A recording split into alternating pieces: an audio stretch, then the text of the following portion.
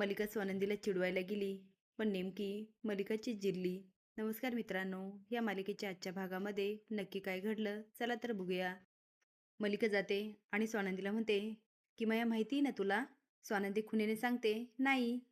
मलिका म्हणते, समरची खास मैत्रीण. तू तिला कधी भेटली नाही आणि आम्ही तिला कधी विसरूच शकत नाही. ती म्हणते, हो का? तुमची फॅमिली फ्रेंड होती का? मलिका म्हणते, आता फॅमिली फ्रेंडच म्हणावं लागेल. पण समरची खास मैत्रीण, जी फॅमिली होता होता राहिली. एवढी सुंदर होती, काय सांगू तुला. आणि तुला माहीत आहे का, आज तिचा समरला फोन आला होता. तो एवढा खुश झाला म्हणून सांगू का? समरने तुला सांगितलं नाही का की मया त्याची मैत्रिणी म्हणून? स्वानंदी म्हणते, नाही. आता मलिका स्वानंदीला बरंच काही सांगते आणि निघून जाते. स्वानंदी म्हणते, किमया यांची बेस्ट फ्रेंड, पण यांनी तिच्याबद्दल कधी काही सांगितलंच नाही. हां, निकिताताईला माहीत असेल. आता स्वानंदी निकीला फोन करते आणि विचारते, निकिताताई यांना कॉलेजमध्ये किती बेस्ट फ्रेंड होत्या? निकी म्हणते, तशा मैत्रिणी खूप होत्या, पण खास कुणी नव्हती.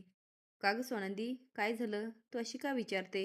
स्वानंदी म्हणते, नाही नाही, असंच सहजच. ती म्हणते, अच्छा, मला वाटलं समरची कोणी बेस्ट फ्रेंड आली की काय. स्वानंदी म्हणते, निकिताताई तुम्हाला नंतर कॉल करते हां. स्वानंदी फोन तर ठेवते, पण विचारत पडते, किमया कोण ही किमया? ती आता समरकडे जाते. समर म्हणतो, चला. स्वानंदी म्हणते, किमया तुमची बेस्ट फ्रेंड होती, तुम्ही कधी सांगितलं नाही. हे ऐकल्यानंतर समर शॉक होऊन बघायला लागतो.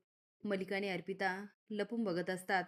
अर्पिता म्हणते, मॉम दादाचं तोंड बघ कसं झालंय, आणि स्वानंदीला बघ किती जेलसी झाली आहे. मलिका म्हणते, आता असा काही बॉम्ब टाकला की हा लवकर काही विझत नाही. स्वानंदी म्हणते, ही किमया आवडायची का तुम्हाला?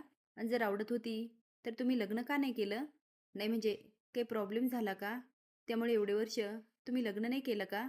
तिच्यासाठी थांबला होतात का? आता स्वानंदीचे प्रश्नावर प्रश्न चालू होतात. समोर म्हणतो, हो हो, थांबा थांबा, किती प्रश्न विचारताल. स्वानंदी म्हणते, मग बोला ना, तुम्ही काही बोलतच नाहीये. तो म्हणतो, अहो तुम्ही बोलू देताल तर मी बोलेल ना. आता बघूया समर आणि स्वानंदीमध्ये ही किमया कोण येते. असेच नवीन अपडेट जाण्यासाठी लाईक आणि सबस्क्राईब करा. धन्यवाद.